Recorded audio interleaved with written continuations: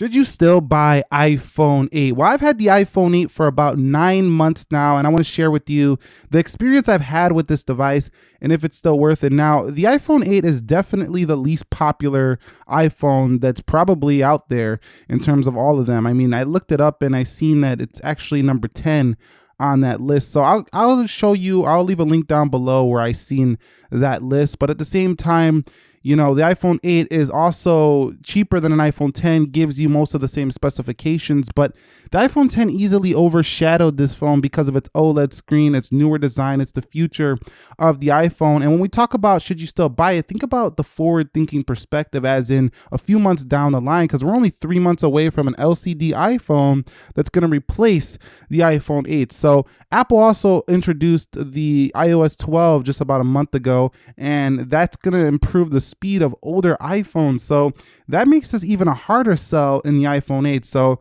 this is going to be one of those iPhones that I think that is quickly forgotten in just a couple years. Unfortunately, this is not going to be your most popular device. As a matter of fact, I read all the comments and I don't have that many comments at all talking about this particular device. And that should tell you something, because we do have quite a bit of Apple users on this channel. So iPhone 8, not the most popular, but with that being said, let's talk about the key specifications and what they've been like. Now, I don't want to go too long because key specifications can be boring, but the A11 CPU inside this phone has been keeping it running very fast and efficient. That's what we expect. But the most thing I noticed about coming from like an iPhone 7 to an iPhone 8 with the A11 has been the battery life. The battery life has been significantly better in my experience on an iPhone 8 than an iPhone 7. I'm talking like an hour longer on the charge, and I think that's mostly due to that A11 CPU. Kicking around to the back, the camera has also been a nice improvement over, if you came from like a 6S,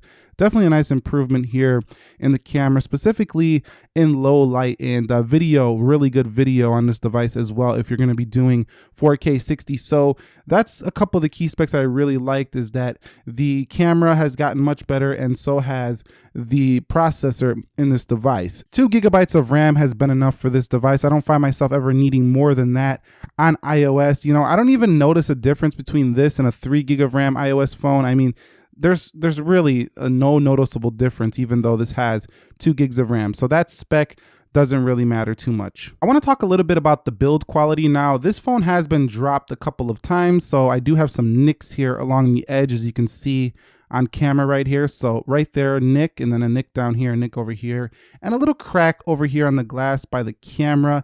No biggie, it's really small. You can cover it up with a case, but there's a little crack right there in the glass. So this was a pretty decent drop, not a very heavy drop, like not a very high drop, but still.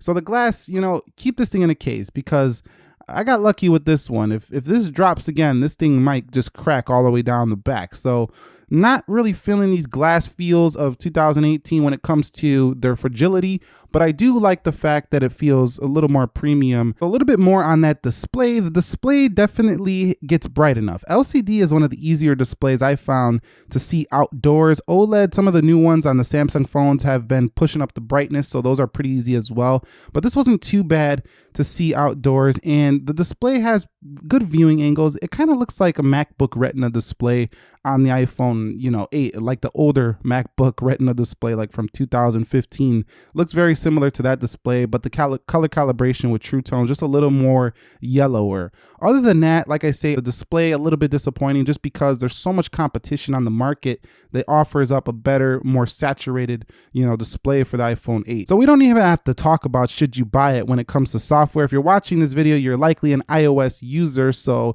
iOS 12 is going to make this phone even better, even faster, and 11.4 has been running pretty slick on the iPhone 8, no issue. So I haven't been having as much bugs as I had when this phone first came out. So the iPhone 8 definitely crashed a few times when it first came out, but it's really slick and smooth on 11.4, and it's only going to get better with 12 and some new features. So of course, the software front, always a win on this iPhone series. So yeah, software is still good, no problem. We don't need to discuss that too much further. Now, when it comes to the battery life for the iPhone 8, if you're thinking about buying one of these in terms of battery, here's another area that is kind of funny, because This phone, while it does improve on the iPhone 7, I'm pretty sure that Apple's newer, larger iPhone LCD is going to get a larger battery. I mean, you're not going to make a 6.1-inch phone with a less efficient battery. So this, again, when they upgrade to the new LCD iPhone, this is going to be improved as well. And I think we're going to do away with, having two LCD phones. There's just going to be one this year that should replace the Plus series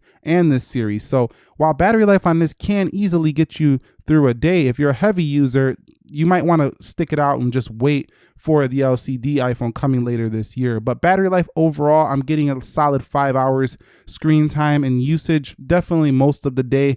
But this one doesn't quite last as long as the iPhone 10 or the iPhone 8 Plus. Those go just a little bit more than this phone. I'm going to say maybe 30 to 45 minutes longer in my use experience over the iPhone 8, but definitely pretty good for a smaller device for sure. What about the audio quality for the iPhone 8? Well, having no headphone jack is kind of a bummer still, but you know what? We've come to accept that as Apple users. That is gone and probably not coming back to any of these iPhones going forward. But the actual speakers on the phone are pretty loud, as you can hear right there with that T-Mobile ad. So what does 4 years do to a flagship smartphone? Today we revisit the Samsung. Haven't had an issue, and it's actually quite nice to have really loud speakers on a smaller device. You typically get louder speakers on a bigger device because they got more room for components, but on a smaller device, it's really nice to have this, because if you take a look at like a smaller iPhone from years ago, like the iPhone 6, the speakers are just night and day better on the iPhone 8. So the audio quality on the external anyway, cover that up and you can still hear it. Covering that up is about how an iPhone 6 sounds. So yeah, pretty good audio. I've been very pleased with that. And Bluetooth 5.0 on here has made Bluetooth connections just so much fun because they're so fast. So what that means is that before, when you'd be waiting for your Bluetooth headset to connect, sometimes, you would just be waiting a little while. But here on the iPhone 8, I found it to connect super fast. So Bluetooth is very fast on the iPhone 8. That's something a lot of people don't mention, but just connecting your devices through this is very fast, just due to the 5.0. That goes for all the newer iPhones, but I really enjoyed that. Okay, so talking about the camera on the iPhone 8. Now the camera, I'm not going to go on too much about this. I've done some comparisons with other phones on the iPhone 8 Plus and the iPhone 10. You could check those videos out. They're the same camera as this one. This camera is stellar on the iPhone 8, and you're not going to have any issues for a few years going forward with this device. And you get that video that goes in the 4K 60. So in terms of camera quality, no issues for the iPhone 8. It is phenomenal, and definitely can replace most point and shoots. So this is a really strong performer when it comes to the camera department. Very natural colors, very detailed photos, as you can see right there. I mean, it's just incredible what this camera can do. So when it comes to that department, you still get the same, iPhone software as it's always been: pano, square, video, slow-mo, time-lapse, and selfie quality is also much improved over some older iPhones. You get your filters right here. I still wish they would put, those video settings right in the camera, all the settings, as a matter of fact, right in the camera. But overall, cameras are stellar on the iPhone 8, and I haven't had no issues in that regard. One area where the iPhone 8 has actually been very good is the call quality. Not many dropped calls, and pretty good speaker performance and earpiece performance. So if you're looking for a phone for good call quality, Apple has really fixed this up over the years. They had the problems with some of the older iPhones in the call quality department, but the iPhone 8 very strong here in this regard. So coming in on my closing statements for the iPhone 8, should you still buy this phone? Well, I don't think a lot of people bought this phone in the first place, but in the second place, I mean, yes, of course, they sold millions, but I'm saying the majority of people are still probably using iPhone 7 or iPhone 7 Plus, even iPhone 10 over this device, because when you walk into an Apple store and you're going to buy a $700, $800 phone, and then you see this one, why would you buy this one over this one? Now that's quite of a tricky proposition, but at the same time, we have to think about the forward or the future of Apple. In just a few months, we're going to have an LCD iPhone that is going to replace this and the iPhone 8 Plus, and then you're quickly going to feel like you're using a dated phone. So that's my main, gripe with the iPhone 8 is that even though it has the internal guts of all the newer devices of 2017, it still feels trapped in an old era of design. Like the iPhone 6, you can't tell them apart really, except for the back of them. And then you got a case on, you really can't tell them apart. But if you're looking for a phone that just gets the job done and does it well and doesn't really stand out or is not that flashy, then the iPhone 8 probably is still a good pick for you. So would you still buy an iPhone 8? Comment that down below. Did you buy one? Share your experience with the community in the comments section. And if you haven't subscribed, consider subscribing for more videos like this. Nick here helping you to master your technology. I will catch you all in the next episode. Thank you very much for watching, and peace.